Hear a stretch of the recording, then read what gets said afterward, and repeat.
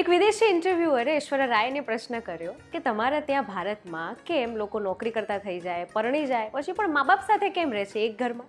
તો જવાબમાં ઐશ્વર્યા રાયે કહ્યું કે અમારે ત્યાં મા બાપ સાથે રહેવું એ સારી બાબત માનવામાં આવે છે. અને એટલું જ નહીં, તમારા દેશની જેમ અમારે ત્યાં મા બાપને મળવા માટે કે એમની સાથે ડિનર પર જવા માટે અપોઇન્ટમેન્ટ નથી લેવી પડતી. આ જવાબ સાંભળીને જ ન્યૂઝરૂમમાં સન્નાટો છવાઈ ગયો. ફોરેનનું કલ્ચર આપણે સૌ જાણીએ છીએ. ત્યાં બહુ ઓછી ઉંમરથી જ પોતાની રીતે સેલ્ફ ડિપેન્ડન્ટ બનવું, કમાવવું, અર્નિંગ કરવું, સેટલ થવું, આ બધી ભાવના ત્યાં પ્રેક્ટિકાલિટી પહેલેથી જ શીખવાડવામાં આવે છે. અને મા બાપની પણ સહમતિ માટે હોય છે.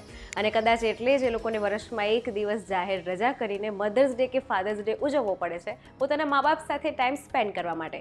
પરંતુ આપણો દેશ, આપણું કલ્ચર આનાથી સાવ વિપરીત છે. આપણો દેશ સાથે રહેવાની, વસુધૈવ કુટુંબકમની ભાવના શીખવે છે.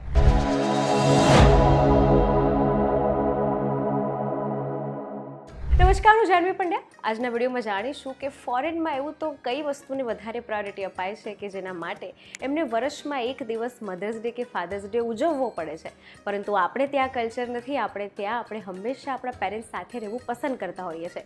એનું રિસર્ચ બેઝ ક્રાઇટેરિયા જાણીશું, પર્સન્ટેજ જાણીશું તો સમજાઈ જશે કે ફોરેન કલ્ચર અને આપણા કલ્ચરમાં કેટલો તફાવત છે. આપણે ભાવ આપીએ છીએ સંબંધને, પરિવારને, માતા પિતાને. તો ત્યાં પ્રાયોરિટી હોય છે વર્ક, લાઈફ, જાતે સેટલ થવું, સેલ્ફ ડિપેન્ડન્ટ બનવું. સર્વતીર્થમયી માતા સર્વદેવમય પિતા માતરમ પિતરમ તસ્માત સર્વયત્નેન પૂજયેત. એટલે તમામ તીર્થમાં માતાનું સ્થાન શ્રેષ્ઠ છે અને તમામ દેવમાં સર્વશ્રેષ્ઠ સ્થાન પિતાનું છે. જે એમને પૂજે છે એને આ તમામને પૂજવાનું પુણ્ય મળે છે. આપણું કલ્ચર આ ભાવનામાં માને છે. કારણ કે મા બાપ સાથે રહેવું એ ડિપેન્ડન્સી નહીં, પરંતુ રિસ્પોન્સિબિલિટીની, પ્રેમની અને સાથની વાત છે. ફોરેનમાં કલ્ચર વેલ્યુ, ઇમોશનલ કનેક્શન અને ખાસ પરિવારની ભાવના, જોઈન્ટ ફેમિલીમાં રહેવું, આ બધું જ ઓછું છે. રિસર્ચ પ્રમાણે 2021માં યુએસમાં 36% જેટલા યંગ મેન્સ તેમના માતા પિતા સાથે રહેતા હતા, જ્યારે 30% જ યંગ વુમન્સ અભ્યાસ કરાયેલા પ્રમાણે યુરોપિયન દેશમાં રહેતી હતી. જ્યારે ભારતમાં 18થી 29 વર્ષના યંગસ્ટર્સની કમ્પેરિઝન કરીએ તો રિપોર્ટ પ્રમાણે 80થી 82% યંગસ્ટર્સ છે કે જે ભારતમાં પોતાના માતા પિતા સાથે રહે છે. એવા તો કયા કારણ છે જેને કારણે રેશિયોમાં આટલો બધો તફાવત છે?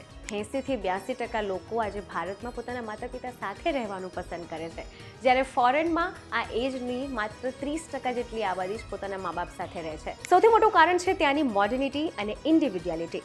ત્યાંના લોકો વર્ક લાઈફ, અર્નિંગ, ઇન્ડિપેન્ડન્ટ રહેવા માટે એમની માનસિકતા જવાબદાર છે. એવરેજ જે યંગસ્ટર્સની એજનો આંકડા સામે આવ્યા છે એમાં 19થી 29 વર્ષના એજમાં ભારતમાં રહેતા છોકરા છોકરીઓ ભણતા હોય, કોલેજ જતા હોય, કાં તો મેરેજ કર્યા હોય, પરંતુ મેરેજ કરીને સેટલ થયા બાદ પણ પોતાના માતા પિતા સાથે રહેવું પસંદ કરતા હોય છે. આ ભાવના આજે આપણે ત્યાં છે અને કદાચ દરરોજ આપણે આપણા માતા પિતા સાથે રહીએ છીએ, જીવીએ છીએ, એટલે જ આપણે અપોઇન્ટમેન્ટ લેવાનો વારો નથી આવતો.